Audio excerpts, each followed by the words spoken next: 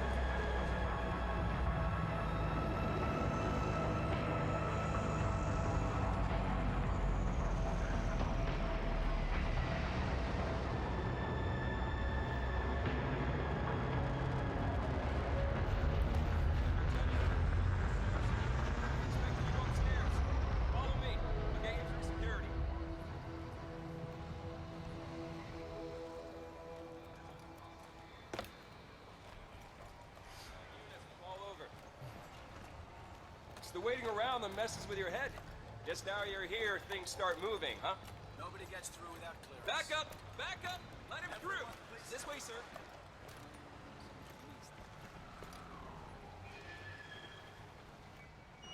Sorry, sir, just a formality.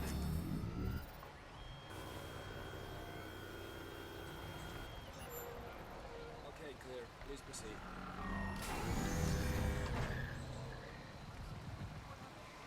What happened to the plane? Where did that go? Yeah, well,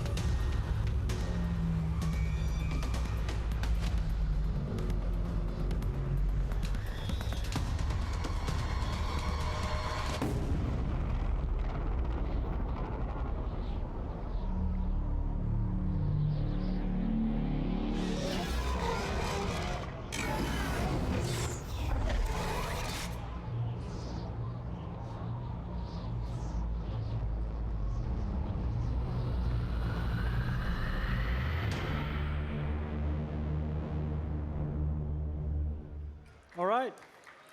So this was a live presentation. Eric died.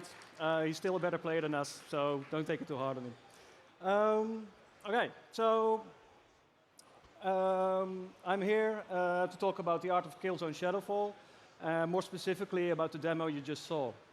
So 2 years ago, at the end of Killzone 3, we were faced with a destroyed planet, and we had to find a new planet to set the new game on. So it was kind of the perfect moment for some change. Planet is destroyed. The planet was very kind of typical Killzone, brown, green. Everything was miserable and destroyed and already, or worn down, and kind of an awful place. Perfect home for the Helghast.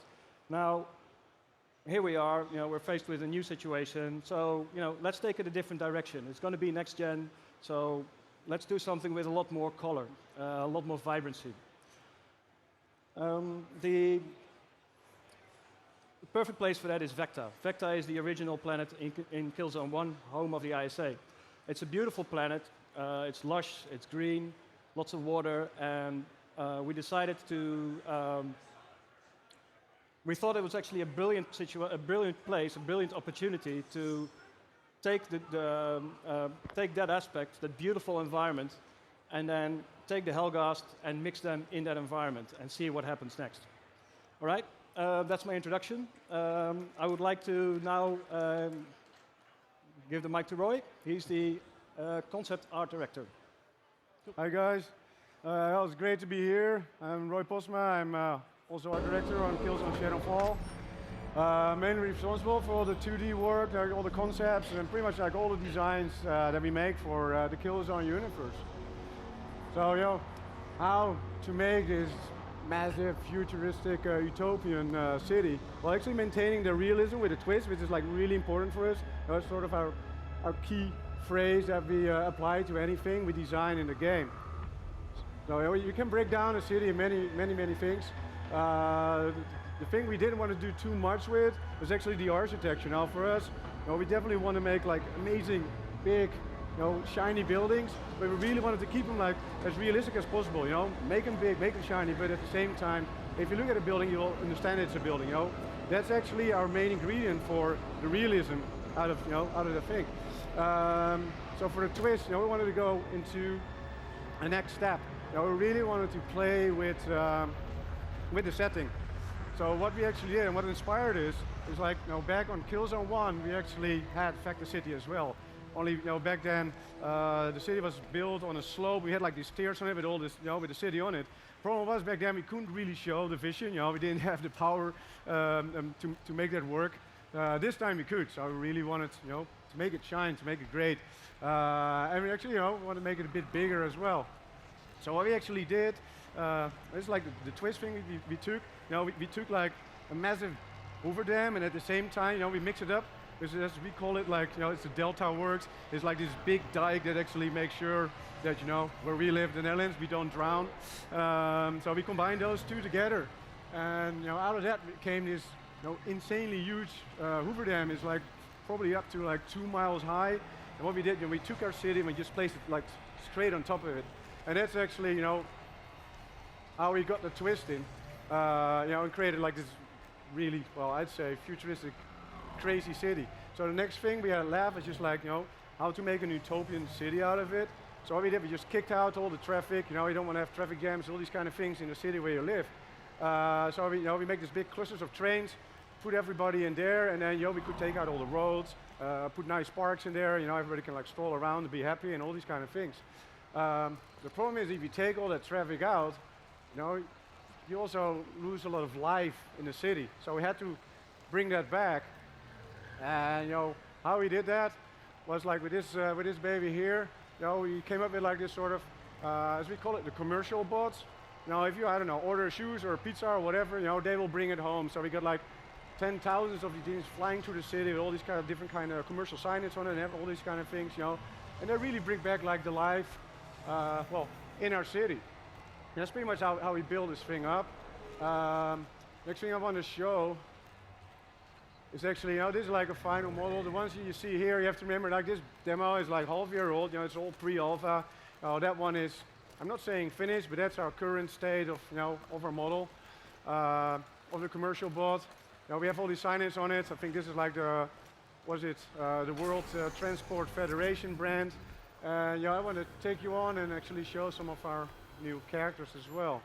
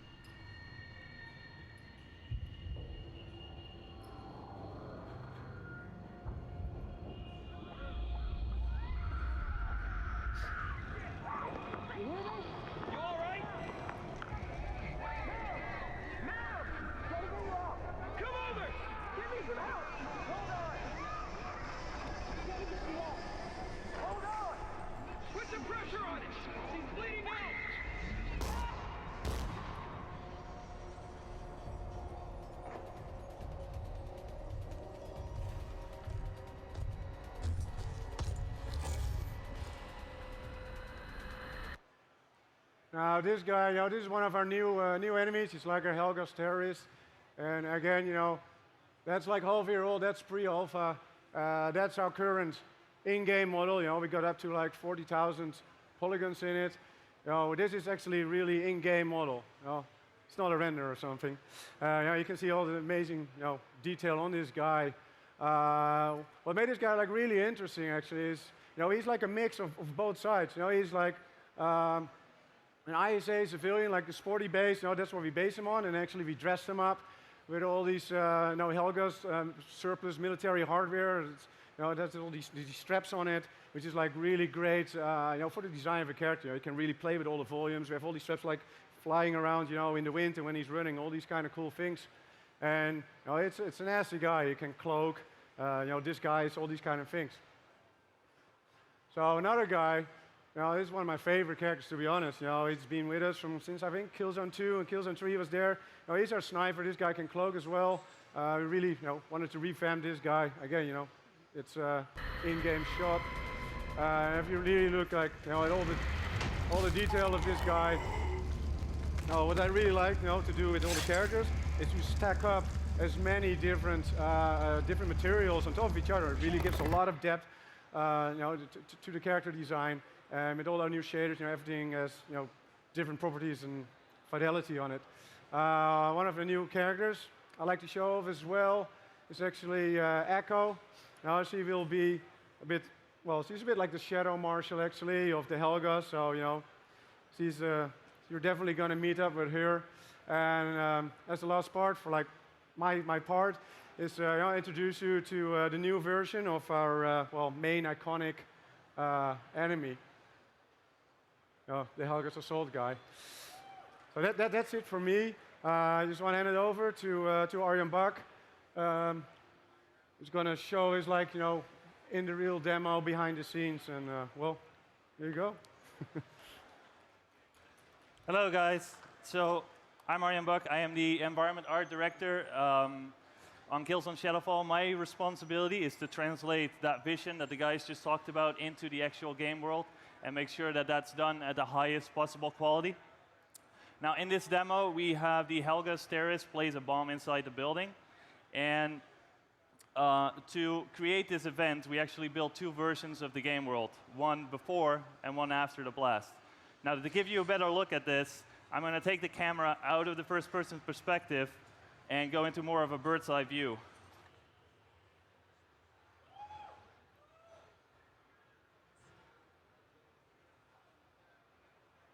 So the reason we built this world in two stages is because we needed a lot of control over the environment for gameplay, but we also needed a lot of control over the blast direction.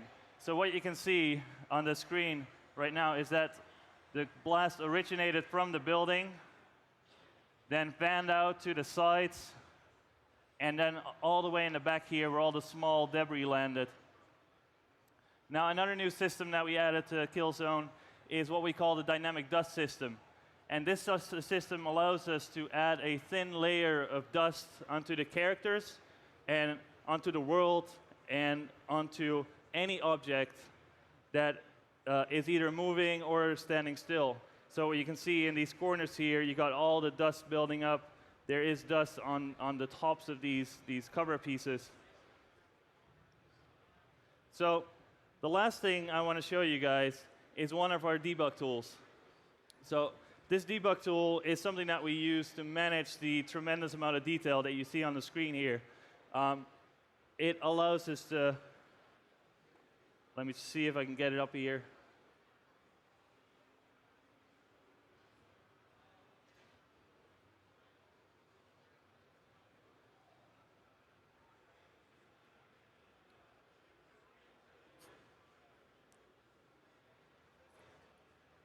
There we go. Right, so it allows it to very visually see all the detail that we're drawing and all the time that we're spending to build these frames. So this is the start location. This is where the explosion happens. You can see all the characters. You can see the square here. I can fly out here through the destroyed lobby that we earlier just fought through. See all the characters and all the detail. Then go out in the back here and eventually look out over this entire city that are full 3D models being rendered at real time. So this concludes our behind-the-scenes look on Killzone Shadowfall. If you'd like to see more, there is the experience room over on your right. We're live demoing a entirely new single-player mission. And enjoy E3, and thanks for listening.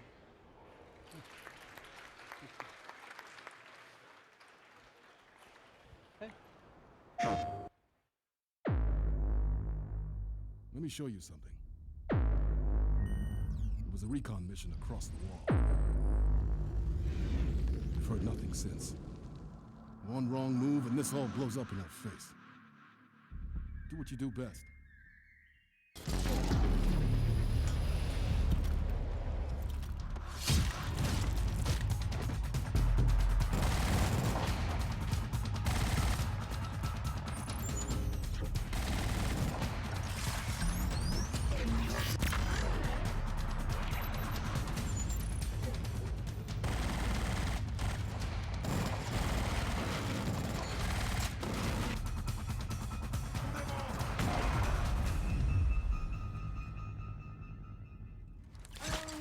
Down!